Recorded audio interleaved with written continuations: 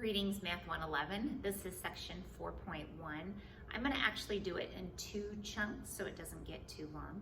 So we're going to jump into 4.1, correlation and regression. And for me, this is a fun chapter because it feels a lot more like math. So for some of you, that's more comfortable. Some of you enjoyed chapters 1 and 2 where it was a little more of the conceptual side, but don't worry, we'll keep the concepts in play as well. So correlation and regression has to do with when I have information, when I have data, is there a connection? When one thing changes, does another thing change? For instance, I know one of our students is a high jumper. When he practices, especially with a coach that guides him, he will do better. His height will be higher on his high jump. So the more he practices, the higher his jump is, right? So there's a correlation there. All right. So we're going to talk about scatter diagrams, visually estimate the location of a best fitting line. We'll talk about what that is. We're going to talk about sample correlation coefficient, R. So when we establish some sort of line that describes what's happening, when we establish an equation, how good is it? Is it a very good predictor or is it so-so? Investigate the meaning of the correlation coefficient R.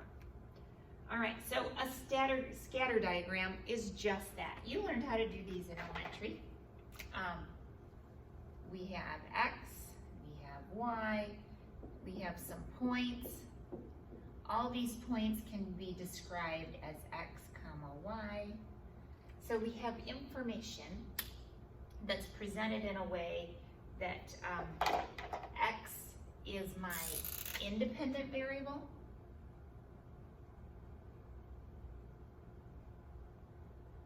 Oops, I know that's hiding behind the screen. And then Y is my dependent. So X is my independent, Y is my dependent. We also call that or I can think of it, it's kind of more of a generic term, my input and my output. For example, if I put 10 gallons of gas in my car, I have an output that is how much I pay for that gas, right? So the input is how much I put in, output is what I'm going to pay. Independent, I get to choose how much fuel I put in my vehicle. I don't get to choose what I'm going to pay, right? Now, you may have said I have $10 in my pocket, but really you chose how much fuel to put in so that you stopped at that $10. So that's still your independent. In Proven Stats, we use the term explanatory. So this X value is my explanatory. As in explains, and my response variable is the Y.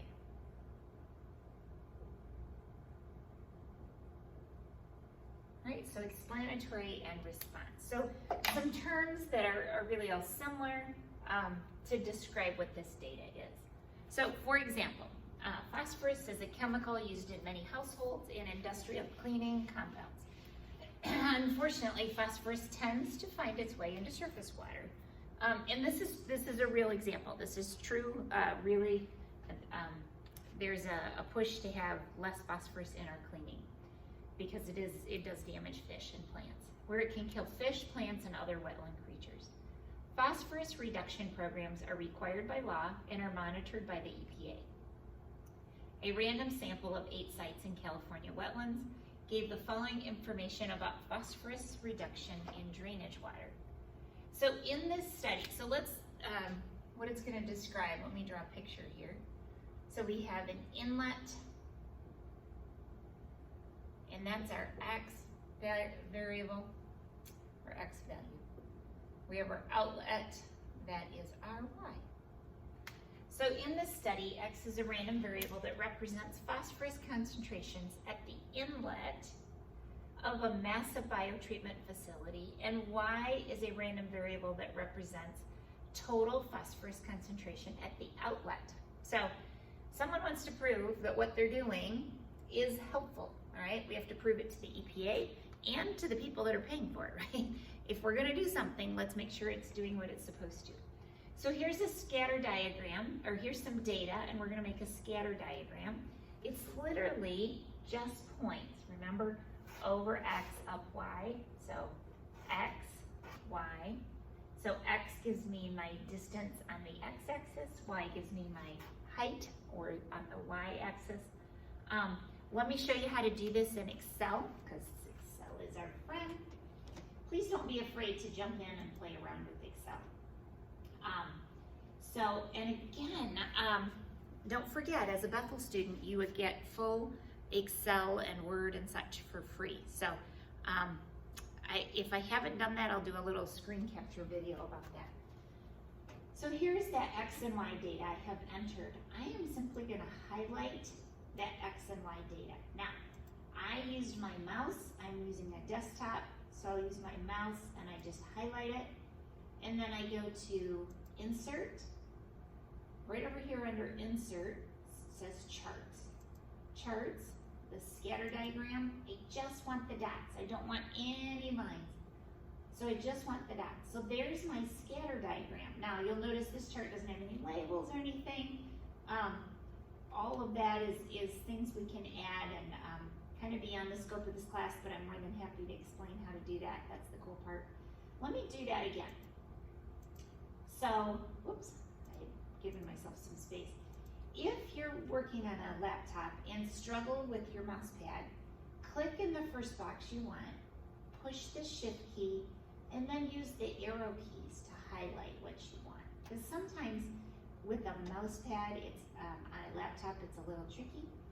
So Insert, so I clicked on this Insert tab up here, go over to the section that says Charts. I have Scatter, I have just a bunch of dots, and there's my chart that just has information. All right, I'm gonna leave that just like that. Let's jump back over to our PowerPoint.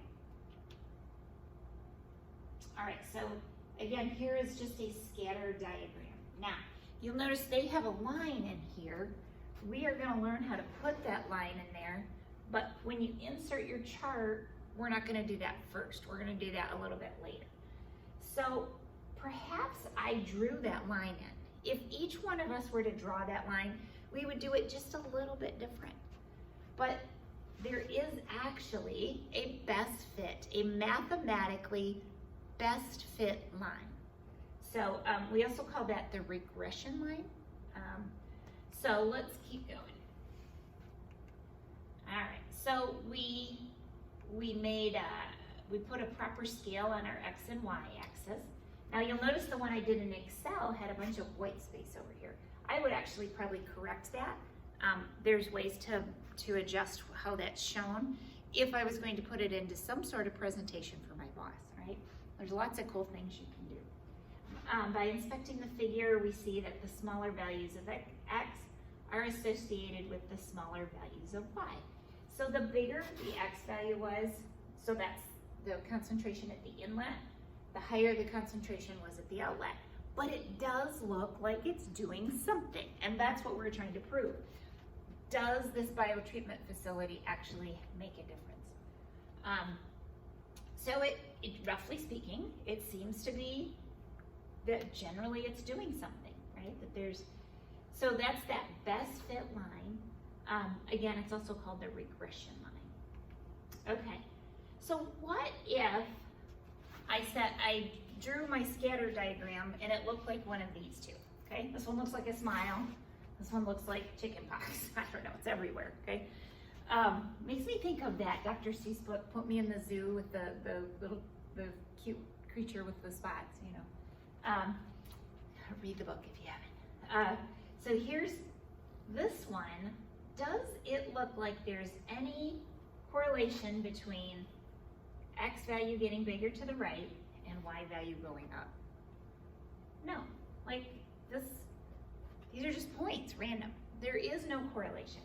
And in this case, as X gets bigger, Y is all over the map, right?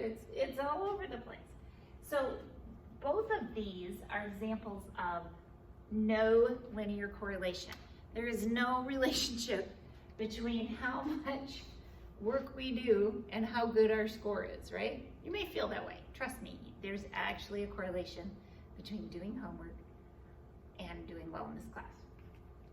Okay, if the points seem close to the line, like this, so they're close to the line, but not right on it, we call that a moderate linear correlation. If they're exactly on the line, that's a perfect correlation. Now let me talk about uphill and downhill. And there's another slide about this also, but I want to talk about it here. So when it goes uphill to the right, we read from left to right. So if it's going uphill to the right, that's a positive slope, okay? So remember all those days when you did y equals mx plus b, right? And that's slope and y-intercept. M is my slope. That's a rate. So M is my slope, that's a rate. So as it goes up to the right, that's positive, okay? Again, left to right. If it goes down, it's negative. Now, if you were a short distance runner or a sprinter or even a long distance runner, the more you practiced, the shorter your time would get, correct? That's true in golf. The more you practice, the lower your score is in golf. That would be a negative correlation. So negative not as in bad, but negative as in the more I practice, the lower my score gets, right? So that's that inverse or negative correlation, which correlates to a negative slope. So moderate means there's generally a line, there's generally a direction of what these points are doing. Perfect, they're exactly on the line. And in real life, perfect linear or correlation really never occurs, right? The reality is sometimes you practice and it gets a lot better, and sometimes you practice and you see a little bit of progress, and you know, it's not a perfect world, but there's definitely a correlation there. And this is more about the positive and negative. So this is a negative moderate correlation. This is a negative perfect correlation. All right, sample correlation, coefficient R. So we're going to talk about something that we call its little r, so literally a small r, and its correlation coefficient. So a coefficient is a number in front of a variable that explains what's going on, right? So this correlation coefficient is going to explain how good of a relationship these points have. Like, is it great that is it a perfect correlation? Like if for every gallon of gas I put in my car, I know exactly how much more I'm going to pay? Or is it, I went to the driving range, and the more time I spend on the driving range, I see some improvement in my driving ability, my distance of my drives? Or is it like some days it helps and some days it doesn't? Some days it seems like it doesn't help, you know? That's this moderate versus a perfect one. So this correlation coefficient. So we're going to find out, and it's actually named for the Pearson, it's actually called the Pearson product moment correlation coefficient to honor Carl Pearson. I will never ask you history questions, but I always think it's worth mentioning. It's always important to do that. So here's just a summary. R is between -1, and it has no units, by the way. It's between -1 and +1. Can be -1. That would be a perfect negative correlation. So that's perfect negative. 1 would be a perfect positive. If R is equal to 0, there is no correlation, okay? So it's a number to describe what that relationship looks like, which is always helpful. It's a little more concrete. If you're trying to prove that things are working or that something made it better, it's really good to have like concise numbers. So a positive value of R implies that as X increases, Y tends to increase, right? That's the more time I spend practicing my high jump, the higher my jump is. Negative values of R imply as X increases, Y decreases, right?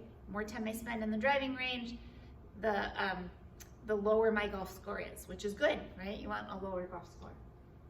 So the value of R is the same regardless of which variable is explanatory and which is response. So you can switch those. All right, I'm gonna stop this video here and then start another one in a bit.